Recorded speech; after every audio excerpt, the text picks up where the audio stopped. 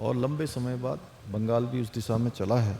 और यूसीसी उत्तराखंड में 2022 के आम चुनाव में आदरणीय प्रधानमंत्री श्री नरेंद्र मोदी जी के नेतृत्व में उत्तराखंड के जनता के साथ दिया गया वचन था, जो देवभूमि उत्तराखंड में लागू हुआ।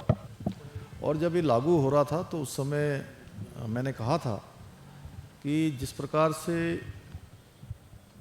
गंगा देवभूमि से निकलकर, गौमुख से निकलकर पूरे देश को जल और जीवन देने का काम करती है, हमारे प्रधानमंत्री नरेंद्र मोदी जी के नेतृत्व में जो आज पूरे देश के अंदर डबल इंजन की सरकारें विकास का पर्याय बन चुकी हैं, सुशासन का पर्याय बन चुकी हैं। एक तो बंगाल की जीत कोई सामान्य जीत नहीं है, ये वहाँ की जनता की आशाओं की, आकांक्षाओं की, और हमारे प्रधानमंत्री नरेंद्र मोदी जी के नेतृत्व में जो आज पूरे देश के अंदर डबल इंजन की सरकारें विकास का पर्याय बन चुकी हैं, सुशासन का पर्याय बन चुकी हैं।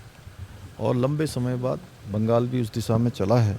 और यूसीसी उत्तराखंड में 2022 के आम चुनाव में आदरणीय प्रधानमंत्री श्री नरेंद्र मोदी जी के नेतृत्व में उत्तराखंड के जनता के साथ दिया गया वचन था, जो देवभूमि उत्तराखंड में लागू हुआ। और जब ये लागू हो रहा था तो उस समय मैंने कहा था कि जिस प्रकार से गंगा देवभूमि से निकलकर, गौमुख से निकलकर पूरे देश को जल और जीवन देने का काम करती है, उसी प्रकार से यूसीसी की गंगा भी देवभूमि उत्तराखंड से निकलकर पूरे देश के अन्य राज्यों को भी लाभ देगी। और वो अब दिखाई देने लगा है, धीरे धीरे सभी राज्य उस दिशा में आगे बढ़ रहे हैं।